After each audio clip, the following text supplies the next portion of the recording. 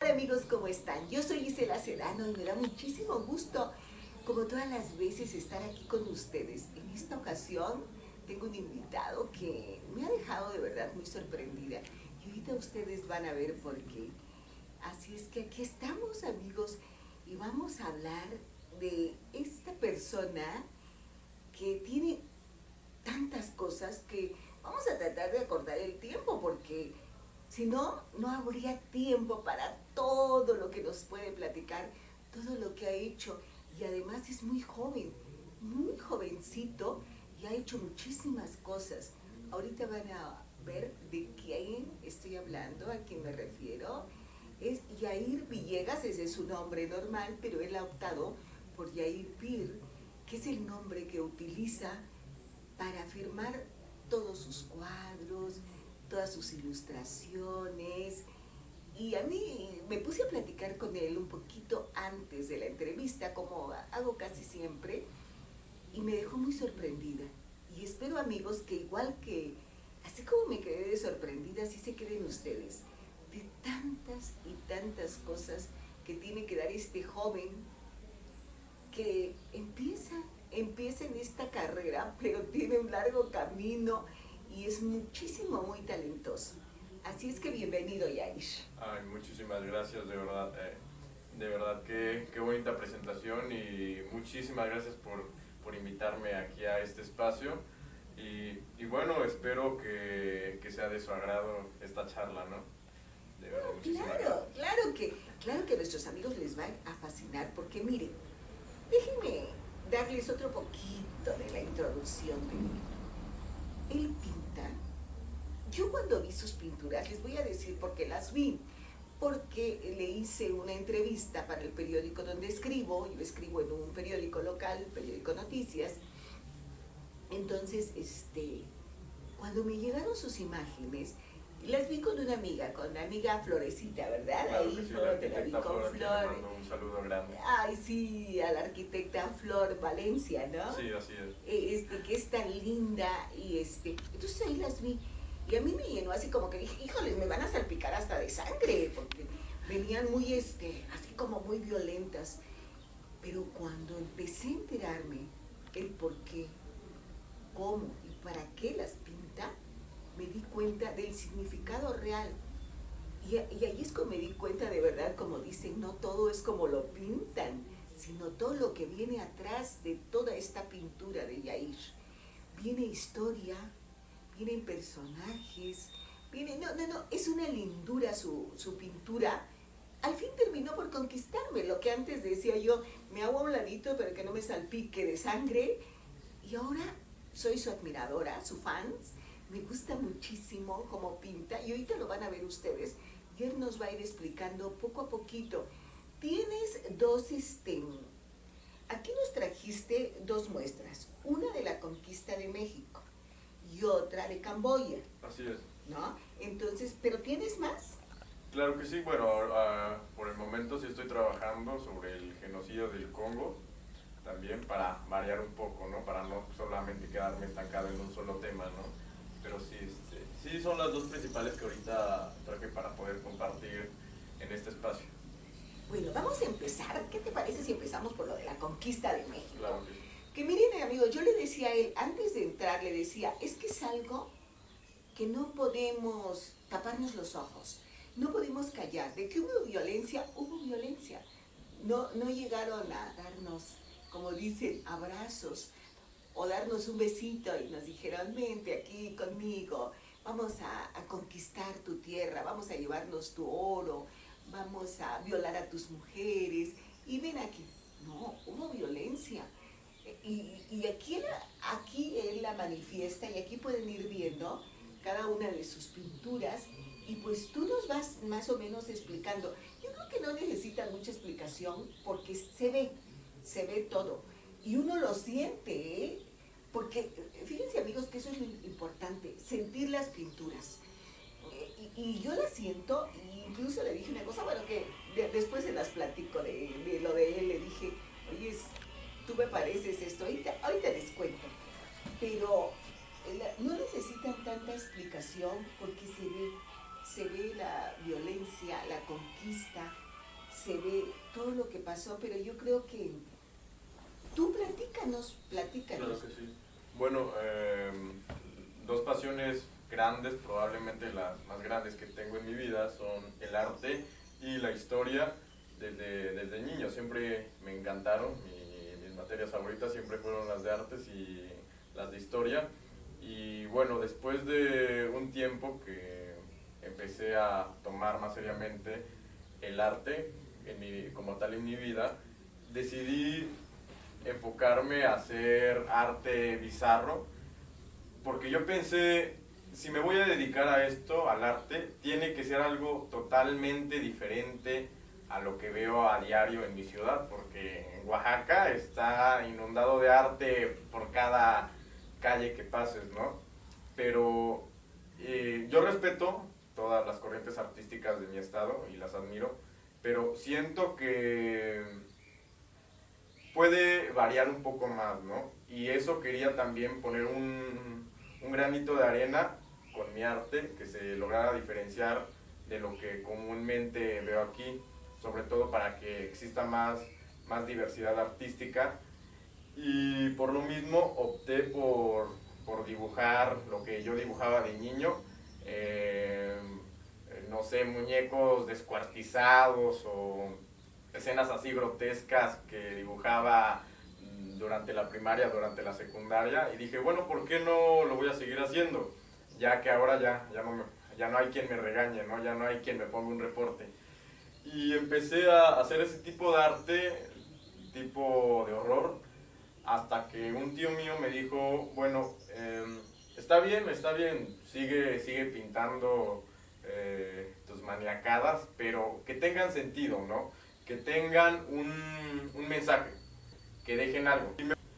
Y me puse a pensarlo muy en serio y por lo mismo ya tenía pensado fusionar las dos pasiones de mi vida, que eran la historia y el arte, y decidí empezar a pintar cuadros históricos.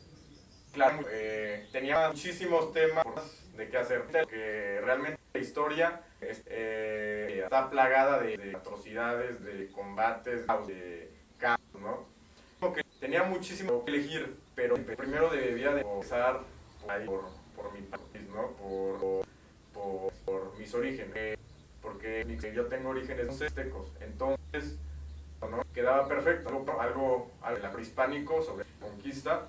Y fue así como me puse a investigar todo lo que pudiera sobre la historia prehispánica, sobre todo lo bélico, ¿no? Que era lo que iba a plantear más que nada. Y fui recaudando información, leyendo códices, vendiendo las vestimentas, todo lo que se pareciera posible, lo más fiel posible a los códices originales, a los códices prehispánicos. También basándome en descripciones de varios historiadores para hacer todo lo más apegado posible, para no simplemente pintar la típica imagen del guerrero mexica con su casco de águila y ¿no? semidesnudo. Cuando realmente sí tenían armadura de algodón que fabricaban con sal y casi todos los guerreros y todos los guerreros prehispánicos iban en ese tipo de armaduras, ¿no? Y fue así como cambió mi perspectiva que yo tenía de esa parte de la historia, y fui recreando cada vez más por medio de la pintura cada suceso histórico, siempre tratando de apegarme lo más fiel posible a la historia de diferentes escritos. No solamente me basé en la historia en la opinión de los españoles, sino también en lo poco que pude encontrar sobre los sobrevivientes indígenas. Y bueno, así fue como poco a poco mis pinturas fueron asemejándose un poco más. Por ejemplo, la pintura de hasta arriba, considero yo que no es tan fiel como debería. De hecho, es de las primeras que hice, a comparación de esta, por ejemplo, que ya tiene las vestimentas bien formadas, más originales, de cómo se vestían en aquel entonces, según los códices prehispánicos. Y fue así como poco a poco me fui enamorando no solamente de lo que dibujaba, sino también de ese contexto histórico, de todo el mundo prehispánico, pero más que nada de lo bélico, ¿no? De sus armaduras de soldados, de sus trajes, de sus armas, como las hacían con obsidiana, con madera, contra las espadas de metal de los conquistadores. Y de igual manera también me enfoqué mucho en estudiar cómo iban vestidos los conquistadores, porque uno se los imagina que todos iban de caballo, con armaduras medievales y cascos, cuando la realidad es otra según según la historia más fiel, en donde cuenta que hasta ellos adoptaron las armaduras de los indígenas porque se adaptaban más al ambiente en el cual combatían. Inclusive llegaron a usar su propia vestimenta de los indígenas, su propio calzado, los cactli, para batallar contra los indígenas. Y es algo que yo desconocía y dije, wow, ahora sí que me sentí estafado por la SEP y todos esos libros que contaban la historia de una manera totalmente diferente. Y bueno, afortunadamente logré crear algún número de pinturas que logré exponer el año pasado y planeo retomarla más adelante, pero claro, un poco más profesional con las habilidades que he logrado adquirir últimamente. Bueno, pues déjenme decirles que Yair es un chico que está estudiando varias carreras. Ahorita nos va a platicar él. A pesar de su corta edad, pues es muy culto, sabe mucho. Yo, por ejemplo, desconocía totalmente esto que me está diciendo, de las vestimentas que usaban los indígenas para pelear, los guerreros. Yo generalmente sí me fui con los libros de la SEP, la verdad, y me lo creí que el español venía con su caballo, con su armadura, ¿no? Con su espada y su escudo, y el indígena pues llevaba semidesnudo. Pues nada más un taparrabo, casi pues con la piel expuesta, y su lanza, eso sí, de obsidiana, y piedras y lo que podía encontrar a su alrededor. Y ahora que me dice él esto, la verdad es que me deja impresionada. Quiero que nos vuelvas a explicar, porque yo creo que esto va a ser muy importante, cuál era más o menos la vestimenta que llevaban los indígenas que eran los guerreros, los que estaban al frente, no los que normalmente, ¿no? Sino los que estaban al frente, que nos decías que los mismos españoles empezaron a adoptar esta vestimenta por la facilidad, ¿no? Entonces, ¿cuál era exactamente está reflejada en cuál pintura más o menos la vestimenta que ellos llevaban? Generalmente esta que está aquí y estas últimas. A ver, entonces podríamos tomarlas. Son las más fieles. A ver, pásame esa. Claro que sí. Estas, por ejemplo. A ver, vámonos explicando más o menos. Sí, de hecho, aquí en esta pintura se enfrenta un guerrero tlaxcalteca, los traidores según la cultura mexicana, muy erróneamente, claro, pero eso se presta a un debate, ¿no? Sí, ese es otro tendríamos tema. Que platicarlo muy seriamente. Sí, ese es otro tema. Y generalmente los guerreros indígenas usaban un tipo de armadura. Aquí se muestra, muy bien. Este tipo de armadura, que era como un chaleco de algodón que se endurecía con sal. Era un chaleco, me imagino que era de las fibras del maguey.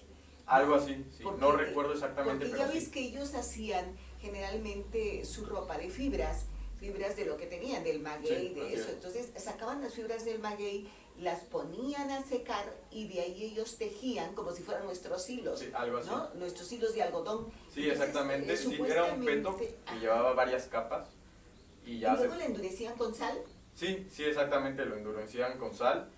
Y este peto lograba soportar flechas, golpes con armas de obsidiana, era muy resistente y aparte pues era muy práctico, ¿no? Para la lucha, para los combates que se vivían en aquel entonces. A diferencia de la armadura europea, que debido a los climas que existían en diversas partes de México, no era la opción más favorecedora, sí, para luchar, porque de hecho había temperaturas tan intensas que sí, al contrario les hacía daño al provocarles rosaduras.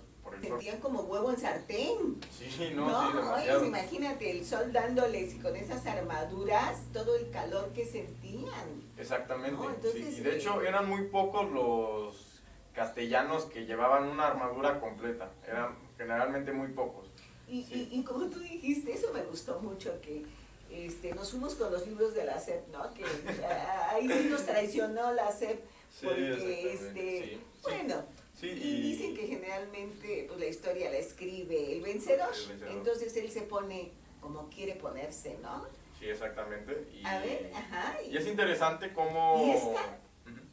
Sí, bueno, generalmente casi todos los guerreros usaban esa armadura y se solía adornar, ya sea con plumas, por ejemplo aquí, o con otro tipo de ropa por dentro, pero casi siempre llevaban ese chaleco era como el interior, era como su protección. Exactamente. Y ya de ahí en fuera ellos... Sí, regularmente los soldados normales, por así decirlo, eran los que lo llevaban descubierto. Porque generalmente los soldados que ya tenían ciertos rangos siempre lo llevaban adornado, como por ejemplo de acá, y también no podemos olvidar al famosísimo guerrero Águila, ¿no? Águila, claro, ese sí nos los pusieron en la serie. Sí, exactamente, ¿no? Inclusive aquí es curioso porque aquí se había representado a Axayacatl, quien era Tlatoani en ese entonces del Valle de México, y lleva un traje militar, pero es cuero, si no mal recuerdo, su traje imita a una deidad que llevaba piel humana. Por lo tanto, aquí Axayacatl, no lo puedo confirmar totalmente, pero sí lleva el cuero de otra persona, la piel de otra persona como traje de combate. Sí, o sea, se tomaban muy fuerte esa característica para poder diferenciar los rangos de otros, ¿no? Sí, pues incluso las máscaras, ¿no? Las máscaras que ellos usaban era para tomar, según ellos, esas características, esos atributos de ese animal, de esa ave, de eso, pues ahí de la persona, ¿no? Sí, así es. Entonces, pues eso era muy normal en ellos y muy natural, que tomaban, pues de siempre, pues las cabezas de los tigres, hasta un ojo de venado que ponían en las pulseritas y que se sigue usando, hasta eso tomaban esas características ellos. Al ponerse ellos esos creían que tomaban esas características y se hacían como propias, ¿no?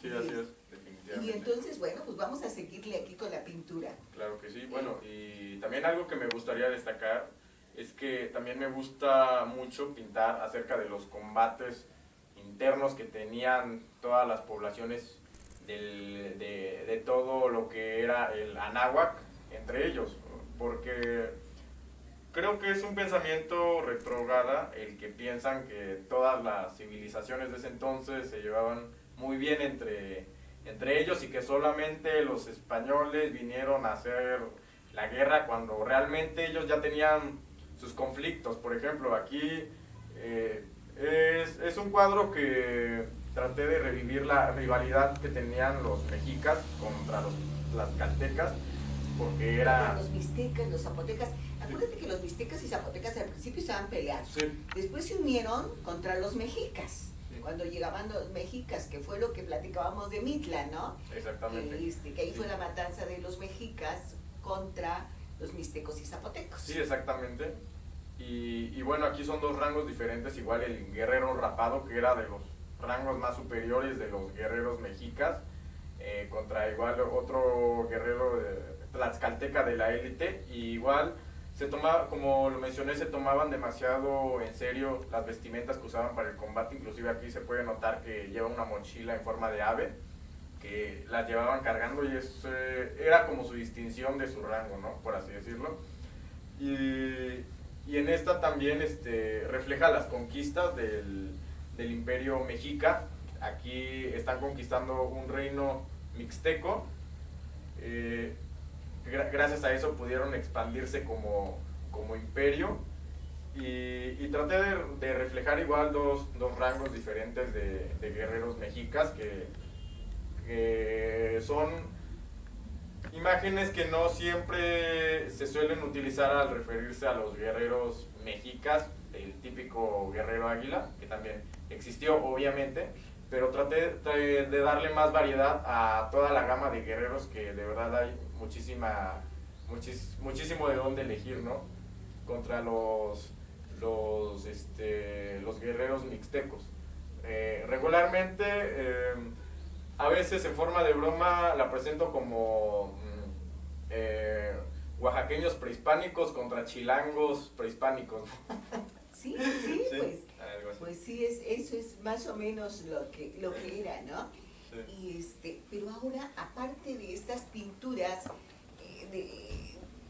ya vieron la diferencia, ¿no? Que como él dice ha logrado hacer, pero aparte de estas pinturas, nos está ahora trayendo lo de Camboya, ¿verdad? Sí, exactamente. Y que también habla de toda esta violencia, de toda esta pelea, y pues qué mejor oírlo de su creador. A ver, platícanos ahora de estas pinturas. Por ejemplo, tenemos aquí estas. No sé, amigos, si las alcancen a ver. Sí, claro. O las levantamos. ¿Las levantamos mejor? Sí, creo que sí. Sí. De hecho, considero que esta serie de pinturas que acabo de hacer son un poco más fuerte que lo anterior que he pintado. Bueno, ahí está. Sí. Aquí está otra. Esa me impresiona mucho. Sí, Está claro. hermosa, ¿eh? No, Digo, muchísimas gracias. se ve el realismo, se ven las lágrimas, se ve el llanto, se ve el dolor. Capturaste perfectamente el dolor. Y tiene una gran historia también. De hecho, considero que este tipo de pinturas ya de Camboya son más fieles a la realidad, por lo mismo que es un tema más reciente. Sí, Es una sí, hay herida más fresca. información, ¿no? Sí, exactamente. En la otra ya se ha En medio perdido. de la Guerra Fría, en 1975 al 79. Y era un tema que ya quería tratar sobre el genocidio, porque tiene una historia también que me inspiró a pintar esta serie de cuadros de Camboya. Y es que, durante el régimen de los Khmeres Rojos, así se llamaba el Partido Comunista de ese país, tomó el poder y básicamente obligó a toda la población a renunciar a la vida occidental o capitalista que tenían, eliminando todo lo que fuera occidental, ¿no? Inclusive mataban a una persona por el simple hecho de usar anteojos o hablar un segundo idioma. No, pues ya me hubieran matado a mí. A mí también. Y enviaban a toda la población a campos de reeducación que más bien eran de exterminio, y convirtieron una primaria en un campo de exterminio, que es Estás comparando un poco con lo que pasó con Hitler. algo así, parecido, sí. De hecho, también por eso trato de tocar estos temas, porque son genocidios que son impactantes, demuestran la crueldad del ser humano, pero no se tocan siempre como los temas de la historia de Europa, ¿no? Sí, es que Sí. en todo queremos buscarle el lado bonito y difícilmente hablamos tan crudamente de las cosas. Pero existieron, han existido. No podemos, lo que le decía él, tapar el sol con un dedo. A veces no se puede, ¿no? alguna parte de nuestra mente, de nuestro ADN, está esto, está la violencia que vivieron nuestros antepasados, que ahora queremos encapsularla, no recordarla. Bueno, eso ya es otra cosa, pero de que existió, existió. Y digo, fielmente, o sea, ¿cuánta matanza hubo en Camboya, en México? Y la matanza, ¿cómo fue? Así. O sea, no te podían matar con un coscorrón o con un beso, ¿no? O con un abrazo. Te tenían que matar así. Entonces ahí está. No es realmente la crueldad pintada, sino es la verdad pintada. Sí. ¿Verdad? Sí, exactamente. Y es lo que me motiva también en parte, porque yo siempre he considerado que si estos temas no se hablan, la gente los normaliza. Existe, pero es normal, pero hago mi vista para otro lado y no existe. Ya. Pero es algo que está presente y siento que se debe de hablar mucho de ello para que no vuelva a ocurrir, ¿no? Y como le comentaba, me inspiró demasiado porque en medio de este genocidio, muy poca gente sobrevivió de estos centros de exterminio y uno de ellos fue un artista, un pintor que salvó su vida por el simple hecho de saber pintar, porque a los Gemelos Rojos les gustaba cómo pintaba y lo mandaron a pintar retratos de los líderes del Partido Comunista. Y gracias a eso salvó su vida y años después se dedicó a pintar igual a todas las atrocidades que llegó a ver en persona. Y me inspiró demasiado porque sus pinturas de igual manera son muy fuertes, pero más aún porque las vivió en carne propia. Claro. Y así es que considero esto como una especie de homenaje también a ese artista llamado Van Nat. Y de verdad que me dejó totalmente boquiabierto conocer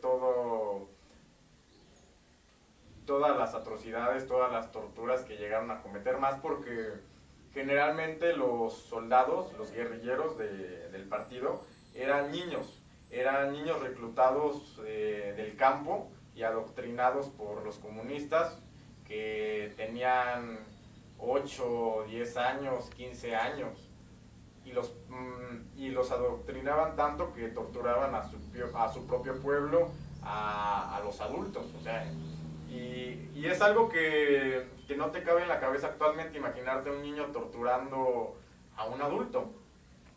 Y en parte también de igual manera me basé en varios testimonios y en esta pintura, que también es una de mis favoritas que hice, retrata bien el dolor de los niños al vivir todo esto, porque en esa cárcel, que antes era una primaria, que ahora es un museo en memoria del genocidio llamado Toul Sleng, cuando los prisioneros ingresaban se les ponían varias condiciones, que eran: mientras te torturan, no grites, no llores, porque si no, te vamos a dar 10 latigazos más o 5 torturas eléctricas. Y entonces aquí reflejé a una niña tratando de controlar el llanto, tratando de controlar los gritos para no recibir un castigo más cruel frente a lo que está viendo. Cuánto dolor, ¿no, amigos? Cuántas cosas que realmente desconocemos, pero que ahora Yair nos trae, nos abre la puerta a ese nuevo conocimiento, que muchos no van a querer entrar. Estoy segura que muchos van a decir, no, ¿para qué? No, yo me doy la vuelta y me voy. Pero muchos que queremos saber la verdad, lo que existió, ¿no? O sea, como dice él, para no repetirse, entonces, ahí está realmente lo que vemos. Y ahora miren, Yair está ahora también ilustrando este tipo de historietas, digamos, pero tú platícanos de ellas. Yair. Claro que sí. Sí, bueno, es una historia muy curiosa, como le comentaba un poco antes de la entrevista. Y actualmente también me dedico a escribir historietas y a dibujarlas. Y fue un sueño hecho realidad, porque yo la verdad tomé gran amor al arte por haber dibujado cómics, historietas durante mi infancia. Y de hecho tuve muchísimos problemas por eso, demasiado.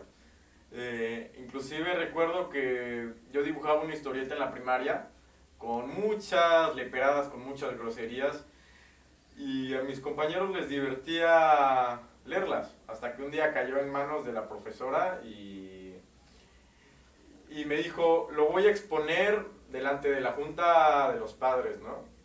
Y yo le rogué, no, profesora, por favor, no haga eso, me va a dañar, me va a afectar, por favor, no lo haga, hago lo que quiera, pero por favor no le muestre mi cuaderno a los maestros, que diga, a los profesores, a los padres de familia, a los padres de familia, porque ella ya me llevaba con ellos y tenían una buena imagen de mí, y de cierta manera no quería que conocieran lo que yo dibujaba en las clases, ¿no? Y cuál fue mi sorpresa, que al día siguiente, después de la junta, mi madre ya había llegado a la casa y yo temeroso de lo que fuera a decir. Y sí, mi madre llegó algo enojada, pero también me dijo que en cuanto la profesora les expuso mi cuaderno lleno de mis historietas, de mis dibujos a los padres de familia, estos dijeron, oiga señora, pero su hijo es un artista, mire esos dibujos.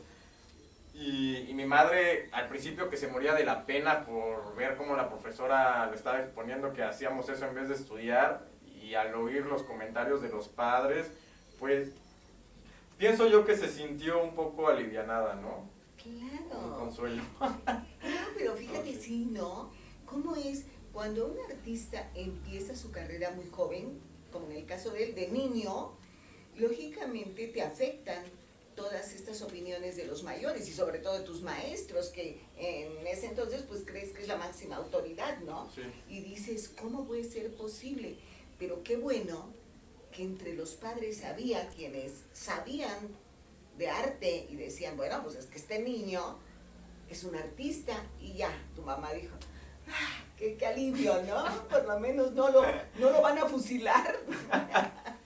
Sí, no, porque no fue lo único que pasó, pero la verdad yo en el fondo, aunque mi mamá todavía trataba de asimilarlo, yo me sentía súper feliz, porque como quien dice, a mi maestra le había salido el tiro por la culata, ¿no? Sí, no, y además te había quitado un peso de encima, porque ya no tenías por qué ocultar todos tus cuadernos, sí, en tu casa y en todos lados, ¿no?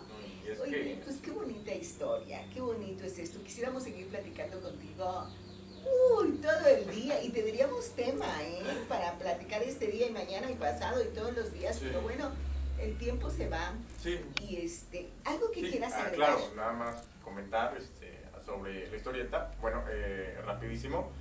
Es una historieta sobre un personaje oaxaqueño, superhéroe de tono canábico, pero es una historia curiosa, se lo cuento rapidísimo, porque años después vi una revista llamada Mota Comics, y a mí no me interesaba el tema de la mota, ¿no? Pero decía cómics, y me llamó muchísimo la atención, y los contacté para ver si podía colaborar con algún garabato mío, y me dijeron que sí, todo bien, desde la Ciudad de México. Y empecé con este personaje llamado Motamón, pero solamente para colaborar, para cumplir mi sueño de salir impreso por primera vez en mi vida, pero no pensé que el personaje fuera a pegar. Pero yo no sabía nada del mundo canábico, ni consumo nada de marihuana, ni siquiera alcohol, ni fumo, ni nada de nada. Ah, qué bueno, que eres un muchacho muy sano. Pero lo que tenía era mucha imaginación, aunque no sabía nada del mundo canábico. Tenía mucha imaginación y me puse a imaginar cómo sería un personaje hecho de esa planta. Les pregunté a algún que otro amigo que había probado. Exactamente. Y fue así como nació, y sin darme cuenta, el personaje pues afortunadamente pegó, fue fue del agrado de algunas personas y bueno, el editor un día me dijo, quiero publicar un número en solitario del personaje. Y no me la creía, era un personaje que solo había creado para la revista, nada más para colaborar, para meterme de lleno y ya, no le veía muchísimo futuro. Y fue un sueño cumplido porque desde niño siempre soñé publicar mi propia historieta y sobre todo enfocado a la cultura oaxaqueña, ¿no? Pero enfocarme más en los barrios bajos, ¿no? En San Martín, en La Central, en Santa Rosa, porque pienso yo que le mencionan a cualquier persona Oaxaca y se imagina el centro histórico, pero no sabe que Oaxaca no solamente es esa parte de la ciudad, sino que tiene muchísimo de dónde sacar jugo y es lo que trato de aprovechar en mi revista.